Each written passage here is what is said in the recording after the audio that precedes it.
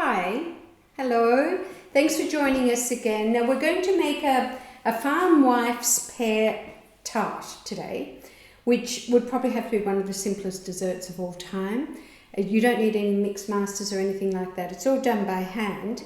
And you start by making a batter with sugar and eggs and flour and that sort of thing. So I just wanted to get that way, excuse me. And the other thing that I've been doing here is starting to peel the pears. So you need about 900 grams or so of pears.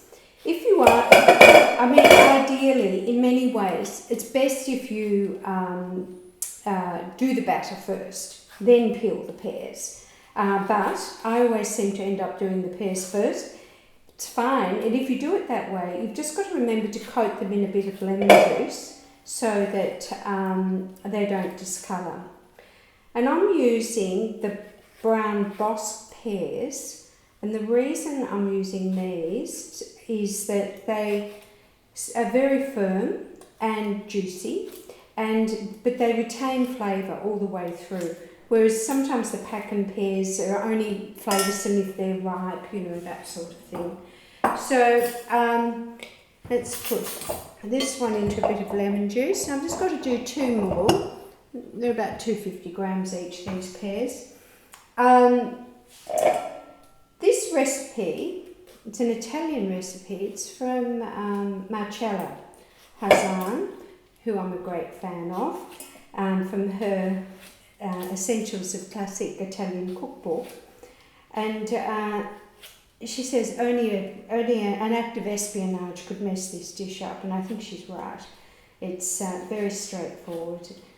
I remember when we were kids, my mother used to frantically try and make a dessert each night, and often it was apple sponge, which is very similar to this. It was peeled apples, peeled and sliced, and tossed through a batter and baked. And that's essentially what this is too.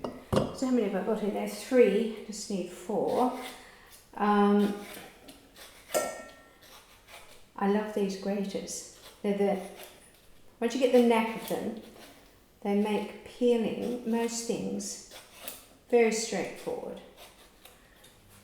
So let's get these brown bits off here, and the skin off.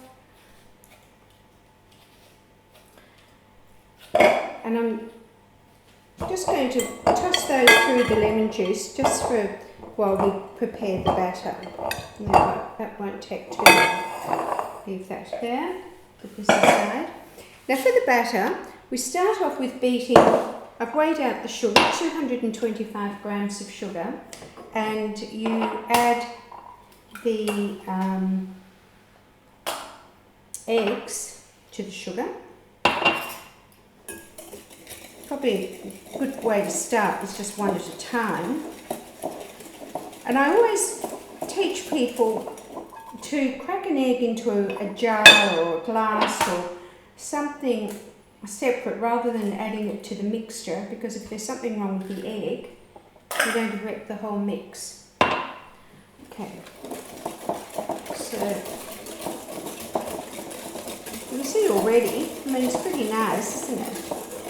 Very straightforward. Now we just need the flour. So it's about, I think, 170 grams of just plain flour.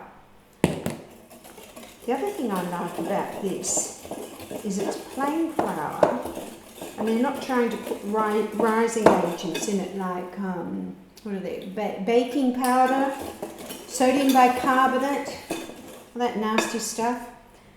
Just plain flour, it's all good. We're allowed 2 tablespoons of milk. When I'm using such small quantities, I like to pour some into a jug rather than try it from a great big, bottle or something like that. We've got both our eggs in, all our sugar, 1 tablespoon of milk, and now we're just alternating the flour and the milk.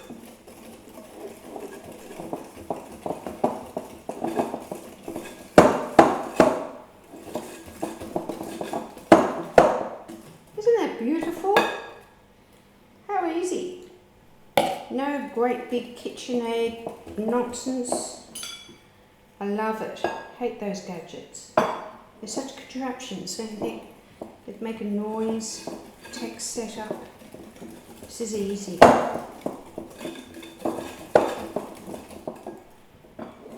Oh, I've added extra milk. Won't matter. I think it's a forgiving recipe. I forgot to measure that last tablespoon. Anyway, that consistency looks right. And I'm just not going to stress about that. Put those things aside. Now, all we have to do is prepare the pears. So, let's go here. Cut them in half lengthways. Cut them in half again, and then just remove the core with using a small knife like this is ideal. And then cut each piece in half, straight into the batter. Okay? And you know, you don't have to be, I'm sure it would be more beautiful if you had wonderful coring technique or something, but I don't have wonderful coring technique this afternoon, I'm afraid. Okay.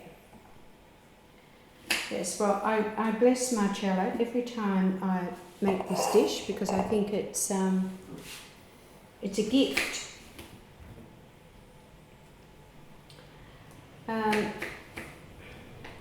Now, and one of the things is it's a surprising amount of fruit. Like, it's hard to believe, like it's 900 grams of fruit to these quantities, but you know, you think, God, is that too much with this batter? But it's really, the other thing this reminds me of, it's a bit like a clafouti. You know, the French, you know, we used to always make a cherry clafouti.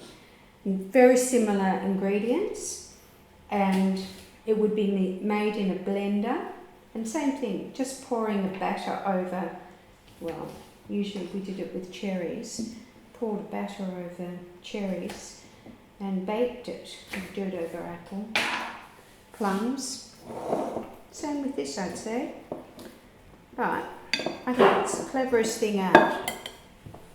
Now,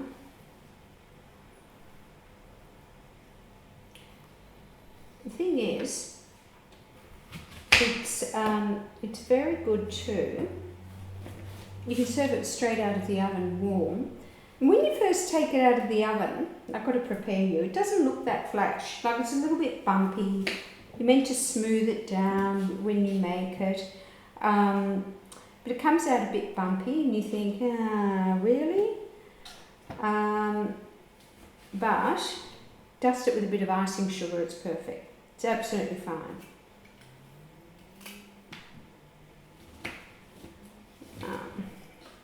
There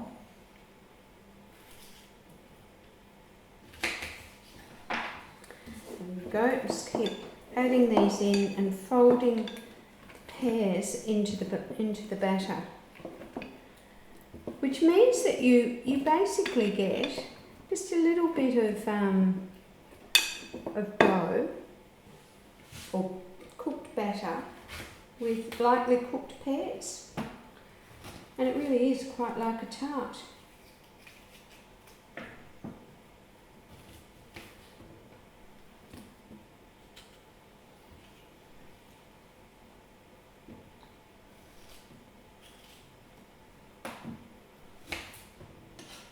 And again.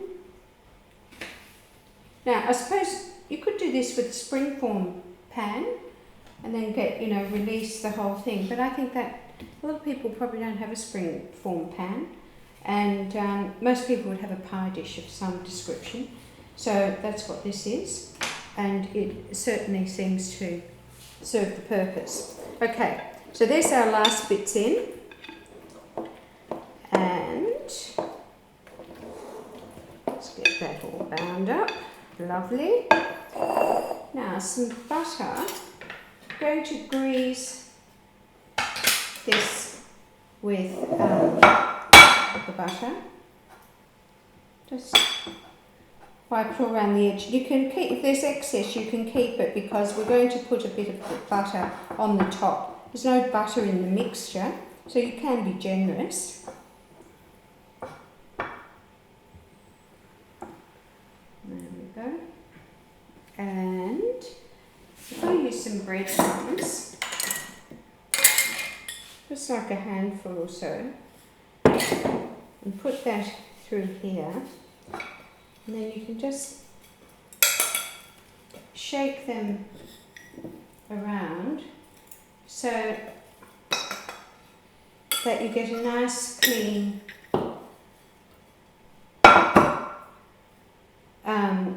coverage of the pan, and it means that the tart will come out easily. Alright, straight into here. In we go. Can you see that? What I'm doing there? It's now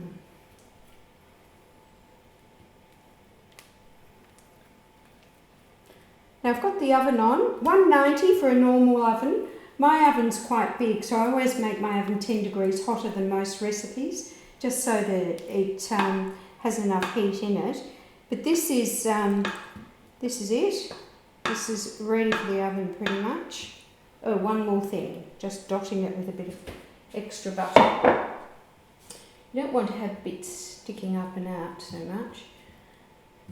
But just take that bit of pear off there. Just going to cut off some more bits of butter to go into it.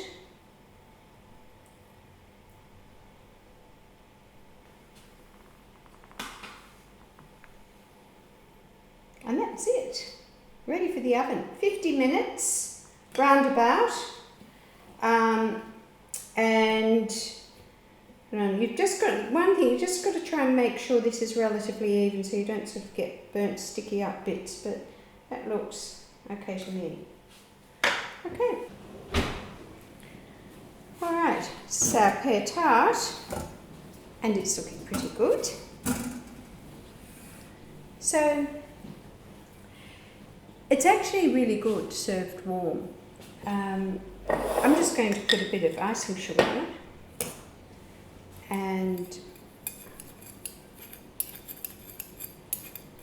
then you can cut it into sections at the table.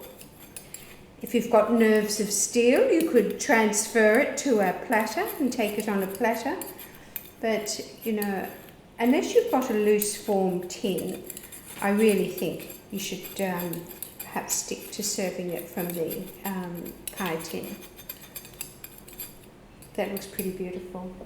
Pear tart, farmer's wife style.